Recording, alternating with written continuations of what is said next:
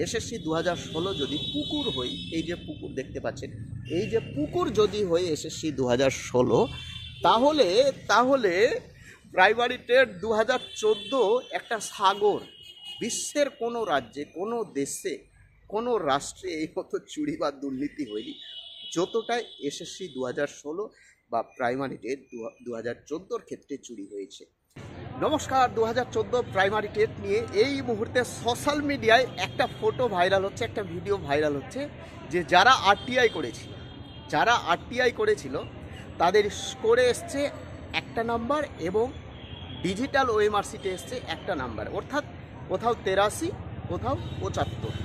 এই নিয়ে কলকাতা হাইকোর্টে মামলা হয়েছে, আপনারা প্রত্যেকে দেখেছেন। আপনি 83, 75 ছাড়েন, 2014 প্রাইমারি টেটে এমন দুজন পরীক্ষার্থী রয়েছে, বেহালার দুজন মহিলা পরীক্ষার্থী, আমি পরীক্ষার্থী বলবো না, চাকরি প্রার্থী, যারা বর্তমানে চাকরি করছে অথচ তারা চাকরির পরীক্ষাই দেয়নি, অর্থাৎ প্রাইমারি টেটের পরীক্ষাই দেয়নি, এমনটা কিন্তু আমরা জানতে পারলাম। 2014 প্রাইমারি টেটের ক্ষেত্রে বলছি কি হারে দুর্নীতি হয়েছে। আমরা যেই কথা বলবো তথ্যের আধারেই বলবো, তথ্যের বাইরে আমরা বলবো না। আমি এর আগেই বলেছিলাম, এর পূর্বে বলেছিলাম যে ঢাকি সমেত সমস্ত চাকরি বাতিলের পথে, প্রায় 6-7 মাস আগেই বলেছিলাম, ঠিক তাই হয়েছে।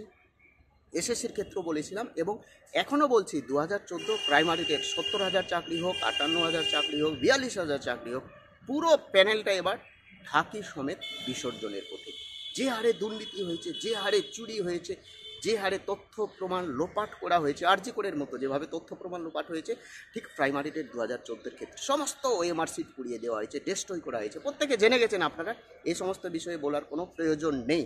কোথাও 75, কোথাও 83, এই নিয়ে মামলা হয়েছে কলকাতা হাইকোর্টে। 100% সেই প্রার্থী চাকরি পাবে। এবং এর সঙ্গে সঙ্গে আরেকটা ভালো খবর দিচ্ছি আপনাদের, আরেকটা ভালো খবর শুনে রাখবেন, আমি যেটা বলবো সেটাই হবে, মিলিয়ে নেবে।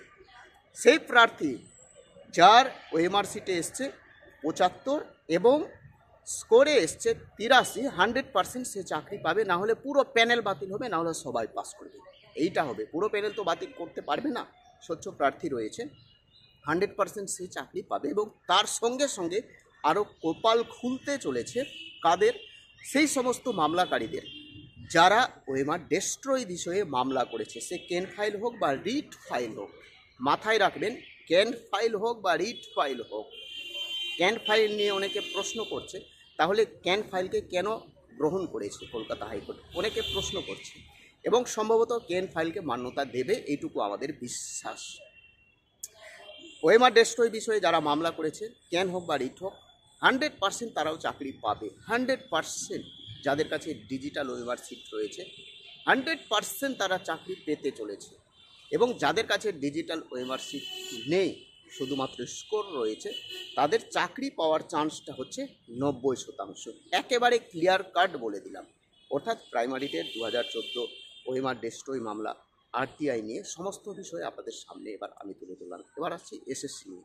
এসএসসি 2016 আপনারা প্রত্যেকে জানেন যে কলকাতা হাইকোর্টের নির্দেশ, অর্থাৎ ডিভিশন বেঞ্চের নির্দেশে পুরো প্যানেল বাতিল হয়ে গেছে। কিন্তু সুপ্রিম কোর্ট চাইছে সেগ্রিগেশন, অর্থাৎ পৃথকীকরণ, অর্থাৎ কারা যোগ্য কারা অযোগ্য সেটা যদি পার্থক্য করা সম্ভব হয়, পৃথক করা সম্ভব হয়, তাহলে আমরা শুধুমাত্র যারা অযোগ্য প্রার্থী রয়েছে তাদের চাকরি বাতিল করব, যোগ্যদের চাকরি বাতিল করব না, এই মতো মানসিকতা রয়েছে সুপ্রিম কোর্টের। কিন্তু যে হারে চুরি বা দুর্নীতি হয়েছে, যে দেখুন, এর আগে বলেছিলাম 6 প্রকার চুরি বা দুর্নীতি হয়েছে, সেই সমস্ত বিষয়ে একটা ভিডিও আমি দিয়ে দিয়েছি, আপনারা দেখে নেবেন। বেশি কথা বলে সময় নষ্ট করব না। 6 প্রকার চুরি বা দুর্নীতি হয়েছে। এবং মজার বিষয়, সুপ্রিম কোর্টে রাজ্য সরকার বা এসএসসি বা তার আইনজীবী সুপ্রিম কোর্টে তথ্য দিয়েছে অ্যাফিডেভিট আকারে যে 4 প্রকার চুরি হয়েছে, 4 প্রকার চুরি হয়েছে। কিন্তু সেই তথ্যের ভিত্তিতে যে সমস্ত বিরোধী আইনজীবী রয়েছে, অর্থাৎ ফেরদৌস শামীম, বিকাশ রঞ্জন ভট্টাচার্য, আরও যে আইনজীবী রয়েছে, আমি নাম বলতে চাইছি না, তারই এফিডেভিট দেখে সেখানে চুরির প্রকার বের হচ্ছে 6 প্রকার। 6 প্রকারভাবে চুরি হয়েছে এসএসসি 2016 ক্ষেত্রে।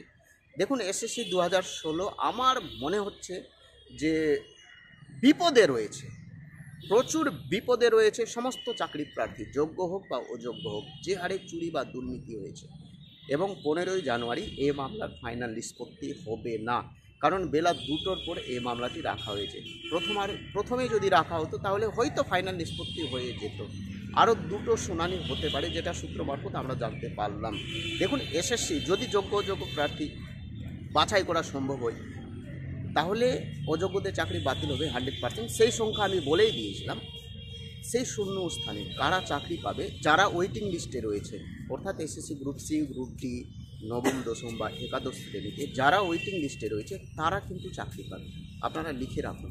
এবং যারা বিভিন্ন বিষয়ে মামলা করেছে, অর্থাৎ নট কল ফর ভেরিফিকেশান, অর্থাৎ আমি পাশ করার পর আমি কেন সুযোগ পেলাম না ইন্টারভিউ দেওয়ার, বা আমি কেন চাকরি পেলাম না, সেই সমস্ত প্রার্থীরা কিন্তু সুযোগ পাবে। 100% আপনারা মিলিয়ে নেবেন। আমি যেই কথা বলবো তথ্যের আধারে বলবো এবং আগেই বলবো, আপনারা মিলিয়ে নেবেন। কিন্তু বিষয়টি হচ্ছে 2014 প্রাইমারি টেটের অবস্থা মোটেই ভালো নেই। 100% বিসর্জনের পথে, অর্থাৎ ঢাকি সমেত বিসর্জন না হয়ে যায় 2014 প্রাইমারি টেট। যে হারে আরটিআই রিপ্লাই দিচ্ছে, যে হারে ডিজিটাল ওয়েভার শিট দিচ্ছে, একেবারে ভুলভাল তথ্য। এসএসসি 2016 যদি পুকুর হই, এই যে পুকুর দেখতে পাচ্ছেন, এই যে পুকুর যদি হয়ে এসএসসি 2016, তাহলে প্রাইমারি টেট 2014 একটা সাগর। বিশ্বের কোনো রাজ্যে, কোনো দেশে, কোনো রাষ্ট্রে এই মতো চুরি বা দুর্নীতি হয়নি যতটাই এসএসসি 2016 বা প্রাইমারি টেট 2014 ক্ষেত্রে চুরি হয়েছে। যাই কিছু জানার থাকলে কমেন্ট করে জানাবেন, তথ্যের আধারে আপনাদেরকে আনসার দেওয়ার চেষ্টা করব। আরেকটা খবর নিয়ে আসবো এরপর। গতকালকে বিজেপির নেতা রুদ্রনীল ঘোষের জন্মদিন ছিল। সেই জন্মদিনে একটা ফটো আমরা পেয়েছি। সেই ফটোর আধারে একটা ভিডিও বানাচ্ছি, অর্থাৎ বিজেপি, টিএমসি, কংগ্রেস, এটা রাজনীতির বিষয়ে আসবে। তারপরে আরেকটা ভিডিও আমি দেব আপনাদেরকে, বাংলাদেশ এবং ভারত কাঁটাতার নিয়ে যে ঝামেলা, সম্ভবত বাংলাদেশ এবং ভারতের যুদ্ধ মনে হয় বাংলাদেশের জন্যই লাগতে পারে।